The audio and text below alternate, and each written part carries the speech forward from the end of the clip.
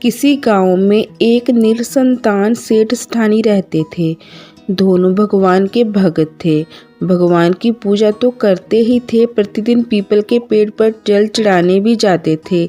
इसी पीपल के पेड़ के पास एक कुम्हार का घर था। वह रोज देखता कि सेठ सेठानी पैदल चलकर बहुत दूर से केवल पीपल के पेड़ पर जल चढ़ाने आते हैं।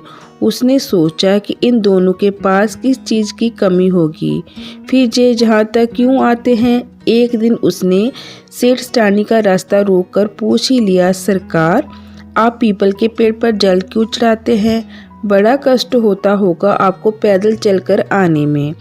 सेठ बोला, हम भगवान पर विश्वास करते हैं और ये मानते हैं कि सच्चे मन से पूजा करने पर भगवान मदद करते हैं।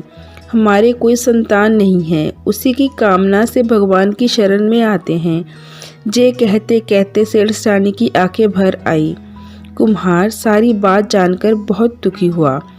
मन में सोचने लगा, मेरे पास केवल धन का अभाव है और मैं अपने को बहुत दुखी समझता रहा। सेठ सेठानी तो संतानहीनता का कष्ट भोग रहे हैं, जिसका कोई उपाय नहीं है। कुम्हार ने मन ही मन निर्णय किया कि आज से मैं भी सेठ सेठानी के लिए प्रार्थना करूंगा। कुम्हार का सारा दिन मिट्टी के बर्तन बनाने में ही बीतता था, इसलिए वह चाक घुमाते घुमाते राम राम रटता रहता। होता जे कि पूरा दिन भगवान का नाम लेते ही निकल जाता। स्वर्ग लोक में भगवान विष्णु परेशान कि जे कौन मेरा नया भक्त पैदा हो गया जो एक हफ्ते से निरंतर मेरे नाम की रट लगाए है। विष्णु भगवान ने नारद को ये काम सौंपा। नारद ने जाकर देखा कि एक कुम्हार राम राम कहता है और चाक चलाता जा रहा है। इच्छा उसकी यही है कि सेठ सेठानी को संतान प्राप्त हो। नारद ने विष्णु को स्थिति सारी बताई। विष्णु कुम्हार के सामने प्रकट हुए। कुम्हार मगन होकर राम राम कह कर चाक चलाता जा रहा था। भगवान के आने के साथ से वह हड़बड़ा कर उठ खड़ा हुआ। भगवान मुस्कुराए और बोले, बताओ तुम्हें क्या चाहिए? कुम्हार ने बिना कुछ उत्तर दिए पास पड़ी रस्सी उठाई और भगवान को पेड़ से बांध लिया। दौड़ गया और पीपल के पेड़ के नीचे पूजा कर रहे सेठ सेठानी को बुलाकर लाया। सेठ सेठानी भगवान के चरणों में गिर पड़े। उसने बंधन खोले और पूछा, देव, हम पति पत्नी तो संतान प्राप्ति के लिए पूजा करते करते वर्षों बीत गए, पर आपने दर्शन नहीं दिए।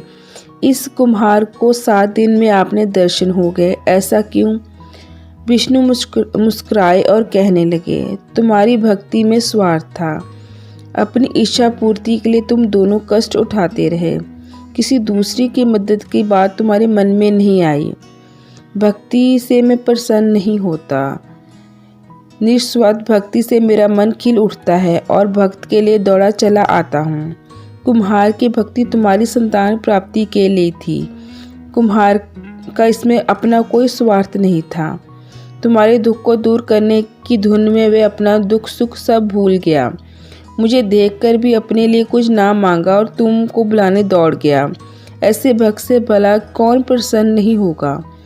भगवान विष्णु ने कुम्हार की इच्छा पूरी की और सेठ सेठानी को संतान की प्राप्ति हो गई और कुम्हार का दुख भी कट गया। सो दोस्तों, मेरी ये कहानी आपको कैसी लगी कमेंट कर कर बताएं। ऐसी इंटरेस्टिंग स्टोरीज़ के लिए मेरे इस चैनल अनमोल हिंदी स्टोरी को सब्सक्राइब करें। धन्यवाद।